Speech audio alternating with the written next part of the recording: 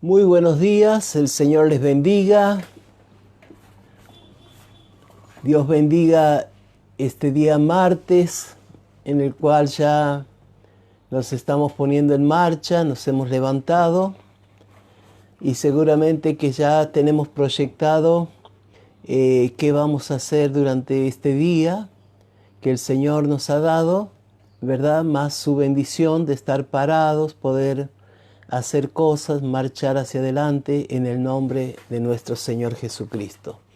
Bueno, yo quiero en este día leer la segunda carta a los Corintios, capítulo 4.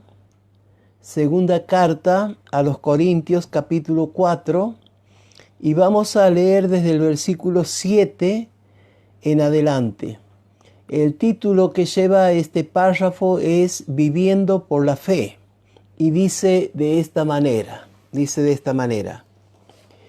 Pero tenemos este tesoro en vasos de barro, para que la excelencia del poder sea de Dios y no de nosotros, que estamos atribulados en todo, mas no angustiados, en apuro, mas no desesperados, perseguidos, mas no desamparados, derribados, pero no destruidos, llevando en el cuerpo siempre por todas partes la muerte de Jesús, para que también la vida de Jesús se manifieste en nuestros cuerpos, porque nosotros que vivimos siempre estamos entregados a muerte por causa de Jesús, para que también la vida de Jesús se manifieste en nuestra carne mortal. De manera que la muerte actúa en nosotros y en vosotros la vida. Pero teniendo el mismo espíritu de fe, conforme a lo que está escrito, creí, por lo cual hablé, nosotros también creemos, por lo cual también hablamos. Muy bien. Hermanos, antes de desarrollar el tema de esta mañana, quiero decirles que después de predicar el apóstol Pablo en Corinto, después de haber visitado Corinto, se unió a un matrimonio de colaboradores llamado Aquila y Priscila. Y con ellos trabajó haciendo tiendas, carpas de tela, de cuero, y comenzó a predicar en Corinto. Así que estuvo en Atenas, pasó a Corinto, allí conoció al matrimonio de tapiceros, Aquila y Priscila, su esposa, y con ellos trabajó con las manos, haciendo carpas. Y mientras se mantenían y se sostenían económicamente con esto, también predicaron en Corinto. Entonces el Señor le habló a Pablo en ese lugar que tenía mucho pueblo en esa ciudad. Así dice Hechos 18, 8 y 9. Después de 1 año y medio que estuvieron allí, navegó fuera de Corinto. Ya se fue, dejando a la iglesia de Corinto, y junto con Aquila y Priscila navegaron y llegaron a cierto lugar donde conocieron a Apolo. Este Apolo era un gran orador, un gran predicador, pero tenía algunas cosas erradas. Entonces Aquila y Priscila lo prepararon mejor, le enseñaron todo lo que es el camino y lo enviaron para que quede en Corinto predicando en esa iglesia que estaba comenzando a crecer de una forma maravillosa. Pasaron 5 años Y el apóstol Pablo les escribe la segunda carta, que es donde hemos leído nosotros este pasaje. Les escribe una segunda carta por ciertos problemas que estaba habiendo en la iglesia. Y entonces Pablo escribe una carta comenzando un poco fuerte, pero luego piensa romper la carta, más luego la deja y la envía de la manera que nosotros la conocemos. Así que hermanos, en esa carta, en la segunda carta a los Corintios, Pablo les va a hablar de los sufrimientos, de los peligros, del dolor de escribir esa primera carta que escribió 14 años de lucha que él pasó por el Señor, están plasmados en la primera carta. Y ahora en la segunda carta, él les está hablando de todo lo que ha vivido, de todo lo que ha luchado, y llegamos a este párrafo que hemos leído en esta mañana, donde él dice: pero nosotros tenemos este tesoro en vasos de barro, para que la excelencia del poder sea de Dios y no de nosotros. Hermanos queridos, aquí lo que el apóstol Pablo nos está refiriendo es recordar que nosotros somos de barro. El hombre, la mujer están hechos de barro. Así lo cuenta el libro de Génesis en la creación de Adán y Eva. Y también cuando un hombre o una mujer muere, su cuerpo a lo largo de un buen tiempo se desintegra para volver a ser un puñado de tierra. Así que, hermanos, Dios nos ha hecho de un material tan simple, tan sencillo. Simplemente dice, para colocar en este vaso, en este recipiente, colocar su gloria, para poner su gloria, la excelencia de su poder. De tal manera que toda gloria sea dada a Dios y no al vaso de barro. Aun cuando nosotros usamos un vaso en la mesa, lógicamente que cobra mayor valor el líquido que tiene adentro. No estamos diciendo este vaso es de vidrio, de cristal, sino que más bien alabamos al líquido, si es costoso, que ha sido puesto para beber. Entonces, hermanos, toda gloria sea dada a Dios.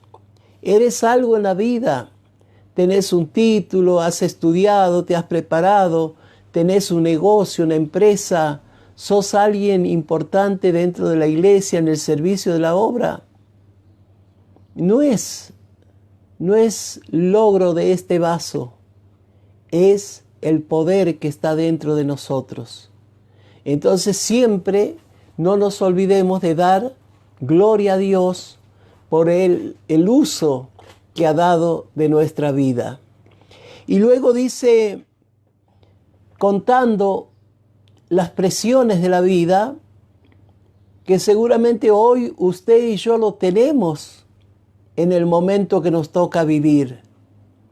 Es tremendo cómo hay personas que uno piensa, pero están bien, seguramente están pasándola lo mejor posible, pero a veces, hermano, la situación de algunos es una situación terrible, adversa, contraria. Hace unos días atrás, llamando hacia el norte de Argentina, hablé con cierta persona, siervo de Dios, y comenzamos a conversar de la actualidad, de la situación que está viviendo hoy la iglesia. Y cuando menos esperé, este hombre abrió su corazón y me contó que estaba pasando una mala situación. Y fue inmediatamente que hablamos ahora cambiando el tema que estábamos en el primer tramo de la conversación y fuimos a la palabra de Dios. Porque vinieron los ¿por qué me pasa esto? Y entonces tuvimos que contestar porque Dios dice tal cosa. La cuestión es que cuando terminamos de conversar y se terminó el llamado y yo colgué, ya el espíritu de ese hermano era otro. Seguían los problemas, pero ahora estaba agarrado, sostenido de la palabra de Dios. Así que, ¿cómo hace un hombre, una mujer de Dios para vivir la hora que nos toca vivir? ¿Cómo hace alguien que sirve a Dios para mantenerse firme en su lugar sin caer ante los embates del enemigo? Aquí tenemos el secreto. Dice Pablo en el versículo 8, primero dice que el tesoro de Dios está en vasos de barro, para que la excelencia del poder sea de Dios y no de nosotros, para que la gloria sea siempre de Dios y no de nosotros. Y ahora pasa a enumerar y dice que estamos atribulados en todo, mas no angustiados.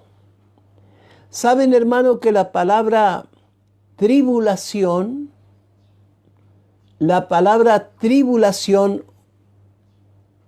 significa en el castellano aflicción que atormenta el espíritu?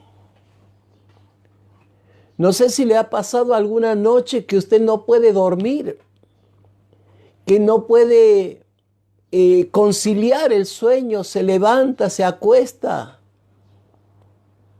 vuelve a levantarse, se sienta a comer y si bien no está enfermo, no tiene este virus, pero no le siente el sabor a la comida.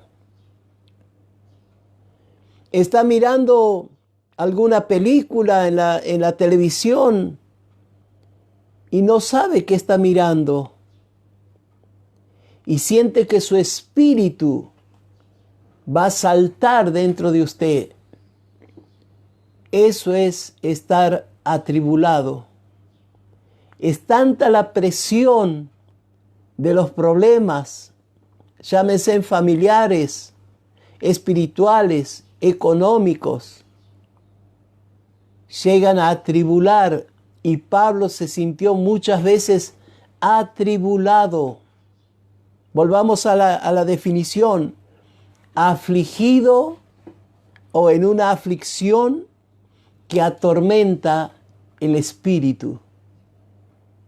Que atormenta el espíritu. No es una preocupación normal, es algo que no te deja vivir. Sin embargo, Pablo, en medio de su tribulación, dice: mas no estoy en angustia. Hay algo que me sostiene, dice Pablo, en medio de la tribulación. También dice en el versículo 9, sigamos con el 8, estoy en apuros, otras veces en apuros, mas no desesperado. ¿Cuáles son los apuros del apóstol Pablo? ¿Cuáles son los apuros de tu vida, hermano, hermana, siervo de Dios, sierva de Dios?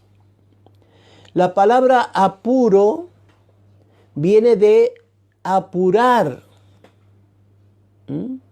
de apurar, casi empujar a otro. Y el apuro del cual está hablando Pablo es aflicción por una escasez grande. Aflicción por una escasez grande. Es, hermano, los momentos en que Pablo le faltó para comer. Fueron los momentos en que Pablo no tuvo el dinero para seguir algún viaje. La aflicción de Pablo en este apuro tenía que ver con escasez. Quizás ver a hermanos en situaciones adversas y saber que él no tiene lo material para dárselos, para ayudarle. Así que él se sintió en apuro. Hemos dicho que tribulación es aflicción del espíritu. Aflicción que atormenta el espíritu. Pero el apuro es aflicción, es también estar afligido, pero esta vez por una escasez. Porque quizás te levantaste esta mañana preguntándote, ¿y de dónde voy a sacar? ¿Dónde voy a conseguir? ¿Cómo soluciono? O como decimos los argentinos, ¿cómo tapo este agujero? ¿Cómo hago para saldar deudas? Situaciones de apremio, de faltante. Cuando voy a mi caja y me encuentro que no hay nada. Apuros, aflicción por una escasez grande. Pero aún así, dice Pablo, todo esto no me ha llegado a desesperar. No salió gritando como un loco, maldiciendo o buscando a fulano, a mengano, que le va a ayudar. No se desesperó, se mantuvo tranquilo, se mantuvo en paz en medio del apuro. Y dice en el versículo 9, otras veces fui perseguido. Perseguido es seguir al que huye. Eso es persecución. Seguir al que huye. También es presionarlo judicialmente.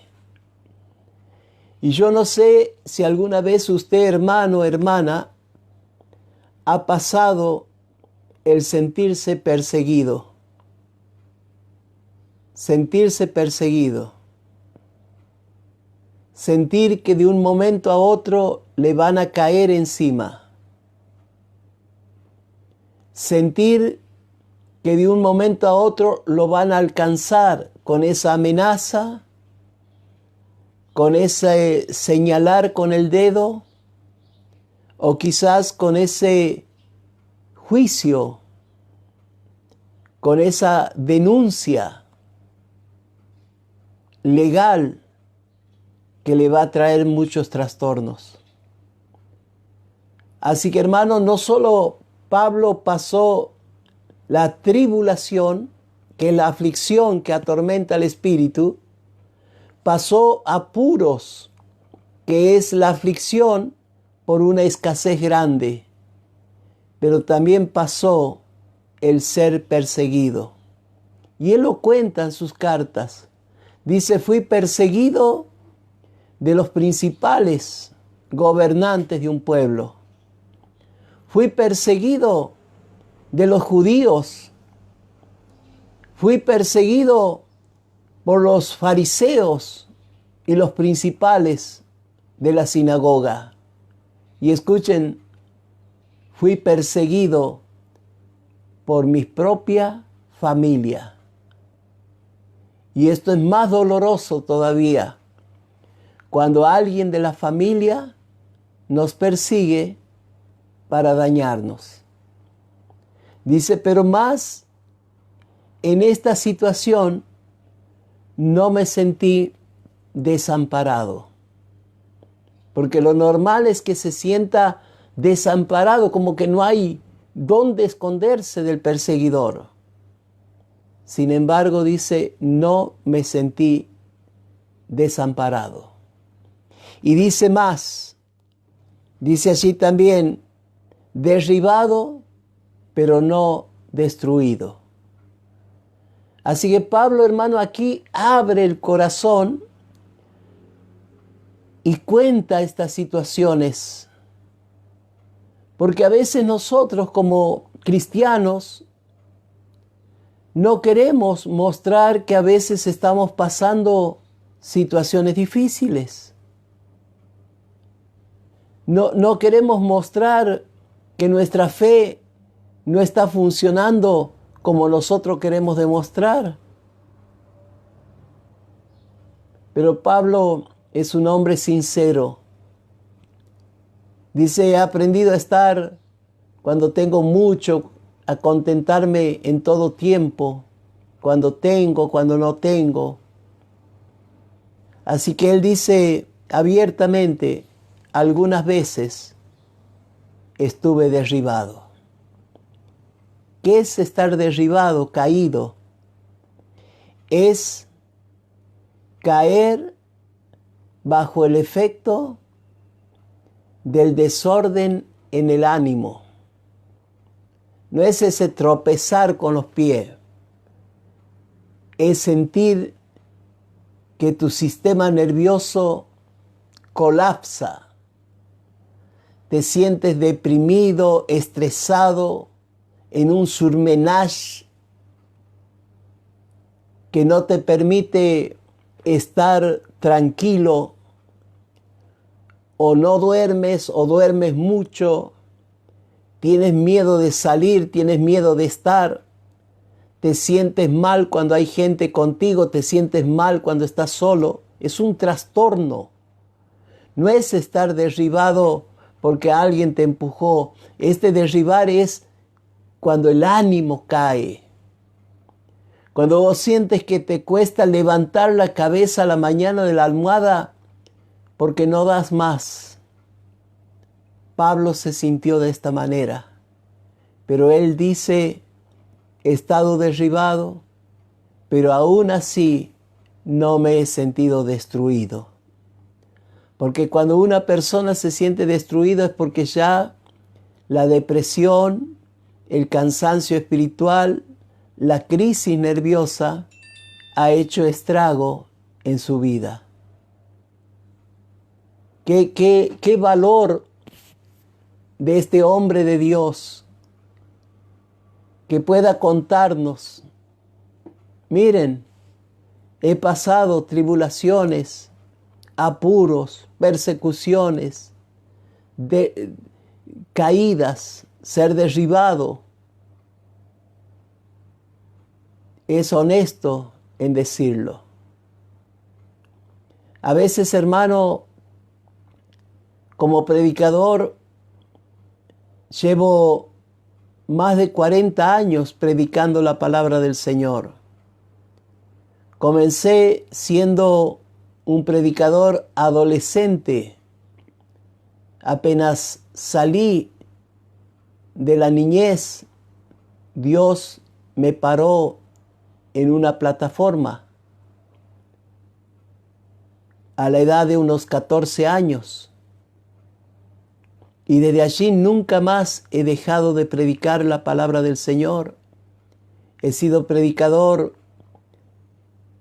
de jóvenes, he sido maestro de niños en la escuela dominical, he sido maestro de los maestros de la escuela dominical, he sido pastor o soy pastor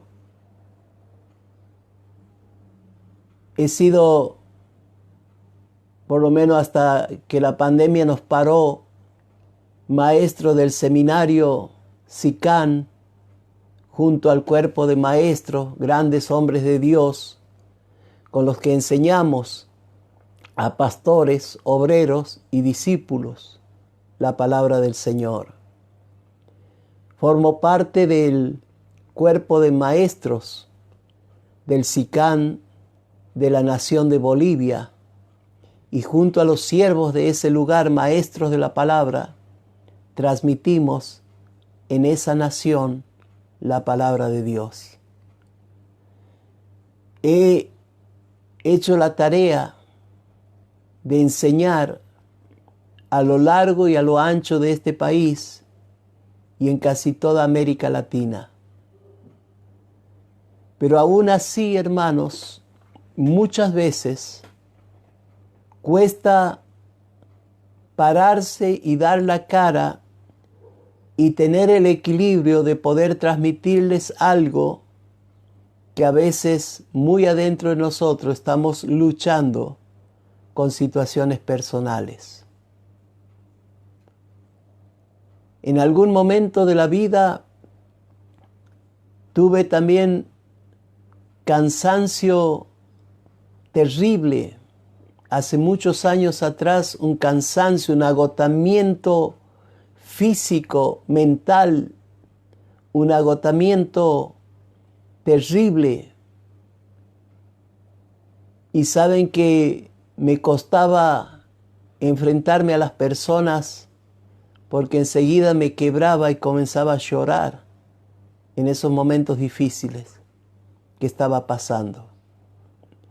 Sin embargo, la gente corría cuando me veían y me decían: pastor, tengo algo para contarle, tengo mi problema. Y cuando empezaba a contar, yo empezaba a llorar, porque no podía soportar el escuchar situaciones.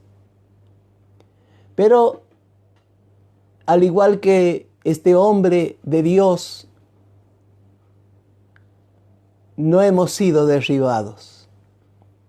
Nos paramos, nos armamos y seguimos adelante.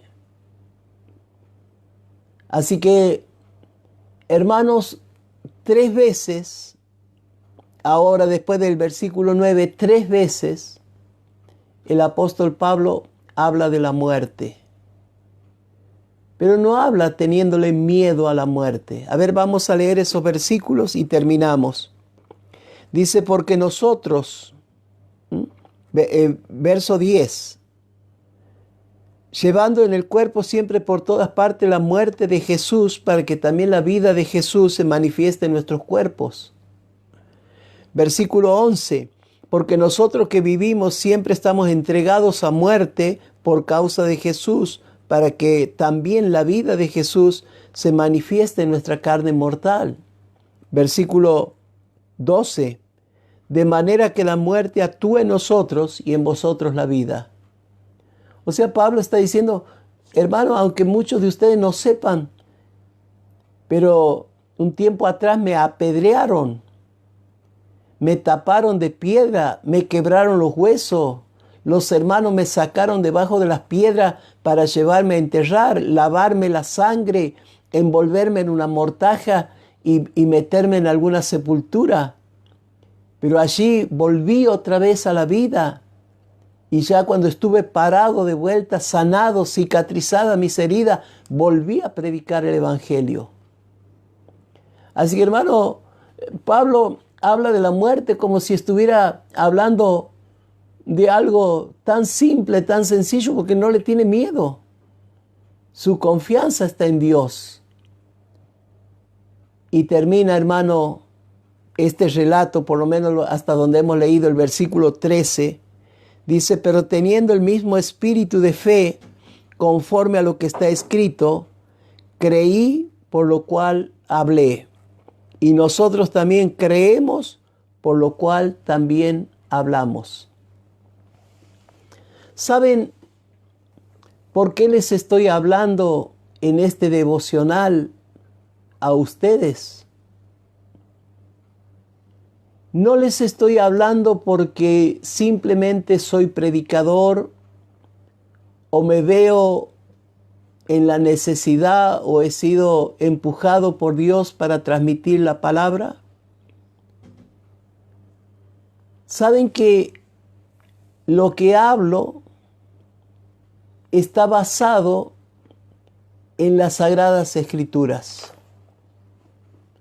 Está basado en este libro, la Biblia. Saben que Pablo, si tuviera que hablar por él mismo después de estas tribulaciones, apuros, persecución, ser derribado, estar en peligro de muerte tantas veces, no tendría ganas de hablar. Pero ¿saben por qué habla?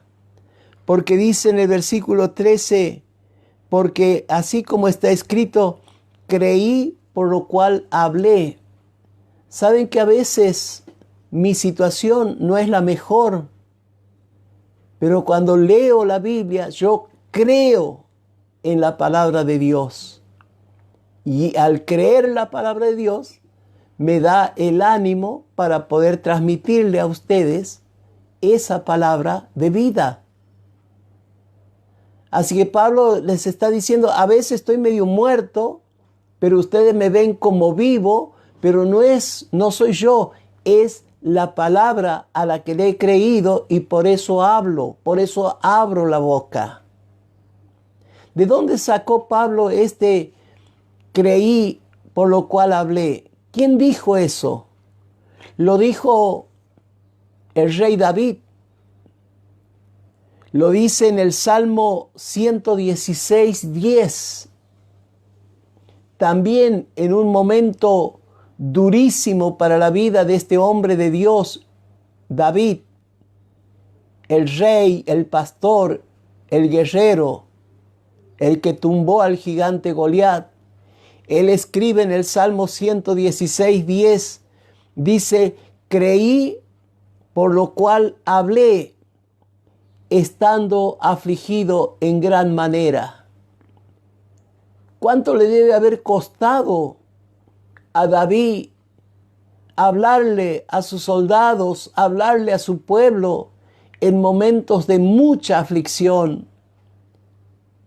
Aun cuando un hijo de él se levantó y lo corrió del reino, ya ancianito, sin embargo, él podía seguir hablando de su Dios, porque no está basado en lo que yo siento. No sirve, yo siento. A veces le preguntamos a algún hermano, ¿cuándo va a ir a la iglesia? Cuando sienta de parte de Dios. Excusa. ¿Cuándo va a hacer tal cosa? Y bueno, en el momento que lo sienta. Pero saben que nosotros, hermanos, nos movemos no por lo que sentimos, nos movemos por lo que creemos a la palabra de Dios. ¿Estás sin fuerza en esta mañana? Tómate de esta palabra y te vas a encontrar caminando en medio de tu tribulación, de tu apuro, de tu persecución, de tus caídas. Y ninguna de ellas te van a destruir, te van a abatir, te van a hacer sentir que ya no das más. Porque has creído no en lo que tu cabeza te dicta o tu corazón siente, sino que creemos simplemente a este libro. Y este libro me dice, levántate y anda. Esfuérzate y sé valiente. Otra vez te digo, levántate. Y entonces, hermano, uno se seca las lágrimas, se lava la cara y vuelve a comenzar. Que el Señor les bendiga en este día tremendamente. Oramos al Señor. Padre, te doy gracias. Ruego tu gran bendición, Señor, sobre tus hijos y especialmente sobre los que pasan momentos difíciles. Hay hermanos que están luchando aún con este virus, con esta enfermedad. Hay familias enteras que derraman lágrimas porque de alguna manera sienten como que hay una sentencia de muerte sobre sus vidas. Pero en este día, Señor, no queremos estar atribulados, caídos, derribados. Queremos prendernos de tu palabra, levantar la cabeza, porque los que te miraron a ti, Señor, sus rostros fueron alumbrados y no serán jamás avergonzados, dice tu palabra. En Dios me levantaré y haré proezas, escribe el salmista. Y puedo decir en esta mañana, como decía este hombre que había pasado tantas situaciones difíciles, todo lo puedo en Cristo que me fortalece. Bendigo a tus hijos, cualquiera sea su necesidad, en el nombre del Padre, del Hijo y del Espíritu Santo. Amén y amén. Muy bien, hermanos. Mañana 7:30 estaremos de vuelta mirando alguna porción de la palabra de Dios. Acuérdense en que devocional es hacernos un lugarcito aparte, leer la palabra, meditarla, orar y pararnos para salir adelante. Eso es un devocional. Y también mañana estaremos con el grupo de WhatsApp del estudio de la palabra. Estaremos empezando un nuevo tema. Hemos terminado con el tema de las bendiciones, de ser obediente a Dios, y también hemos mirado el aspecto de las maldiciones, hasta dónde debo tener miedo a eso y hasta dónde debo seguir confiando en mi Dios. Así que, hermanos, un saludo a todos los que envían sus mensajitos. El Señor les bendiga. Hay de este país, de fuera del país, el Señor los alcance con su misericordia. Y gracias por estar ahí del otro lado. Un abrazo grande. El Señor les bendiga, y desde Santiago del Estero me extiendo hacia ustedes con la bendición de Abraham, de Isaac, de Jacob, con la bendición de Israel. Esa bendición sacerdotal sea hoy sobre la vida de ustedes, cumplida por la obra de la cruz del Calvario. El Señor les bendiga en este día. Comiencen, alcen la cabeza, comiencen a dar pasos de fe en el nombre de Jesús. Amén y amén.